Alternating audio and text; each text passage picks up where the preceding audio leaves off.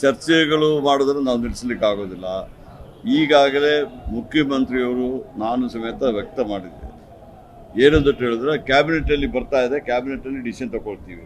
ನಾವು ಯಾರೂ ಖಾಸಗೀಕರಣಕ್ಕೆ ಪರವಾಗಿಲ್ಲ, ಬಟ್ ಕ್ಯಾಬಿನೆಟಲ್ಲಿ ಅದು ಡಿಸಿಷನ್ ತಗೊಳ್ಳುವಂತ ನಾವು ನಾವು ಯಾವುದೇ ವಿಚಾರ ಹೇಳುವಂಗಿಲ್ಲ. ಇವತ್ತು ಅದು ಕ್ಯಾಬಿನೆಟಿಗೆ ಬರ್ತದೆ, ಯಾವ ಬರ್ತದೆ ಅಂತ ಹೇಳ್ಬಿಟ್ರೆ DPR ಅದು ನಾವು ಈಗಾಗಲೇ ಹೇಳಿದ್ವಿ. ಎಲ್ಲರೂ ಬೆಸ್ಕಾಂ ಅವರು ಆಕ್ಷೇಪಣೆ ಸಲ್ಲಿಸಿದ್ದಾರೆ, KPTC ಸಲ್ಲಿಸಿದ್ದಾರೆ, ಎಲ್ಲರೂ ಸಲ್ಲಿಸಿದ್ದಾರೆ, ಅದನ್ನು ಮಾಡಿದ್ವಿ. ಇವತ್ತು ಚೀಫ್ ಮಿನಿಸ್ಟರ್ ಅದೊಂದು ಕ್ಯಾಬಿನೆಟಲ್ಲಿ ಡಿಸ್ಕಷನ್ ಆಗಿಬಿಟ್ಟಿದ್ದಾರೆ ಹೇಳಿದ. ಅದಕ್ಕೆ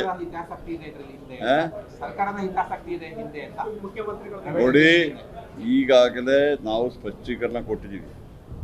ಸರ್ಕಾರದ ಹಿತಾಸಕ್ತಿ ಇದ್ದರೆ ಎಸ್ಕಾಂ ಅವರು ಹೆಂಗೆ ಹೋಗಿ ಅದನ್ನು ವಿರೋಧ ಮಾಡ್ತಾರೆ, KPTC ಅವರು ಹೆಂಗೆ ವಿರೋಧ ಮಾಡ್ತಾರೆ, ಅದು KERC ಬಿಟ್ಟಿದ್ದು. ಈಗ ಸೆಂಟ್ರಲ್ ಗೌರ್ಮೆಂಟ್ ಆ್ಯಕ್ಟು 2003 4 ಬಂದಿದೆ. BJPಯವರು ಅಧಿಕಾರದಲ್ಲಿರುವಾಗಲೇ ಆ್ಯಕ್ಟ್ ತಂದಿದ್ದಾರೆ.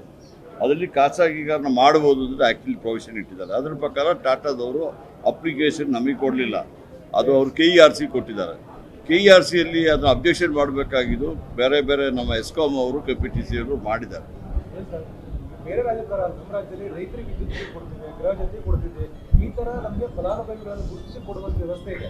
ಈ ಖಾಸಗೀಕರಣ ಆದರೆ ಮೇಜರ್ ಇಂಪ್ಯಾಕ್ಟ್ ಆಗೋದೇ ಆ ಒಂದು ಫಲಾನುಭವಿ. ನಾನು ನಿಮ್ಮ ಮಾತಿಗೆ ಒಪ್ತೀನಿ, ಆದರೆ ಈಗಾಗಲೇ ಮುಖ್ಯಮಂತ್ರಿಯವರು ಅದು ಕ್ಯಾಬಿನೆಟಲ್ಲಿ ತೀರ್ಮಾನ ಆಗ್ತದೆ ಅಂತ ಹೇಳಿದಾಗ ನಾನು ಇಲ್ಲಿ ವಿಚಾರ ಹೇಳಲಿಕ್ಕೆ ಆಗೋದಿಲ್ಲ. ಕ್ಯಾಬಿನೆಟಿಗೆ ಬಂದ ಮೇಲೆ ನಿಮಗೆ ಕೊಡ್ತೀವಿ.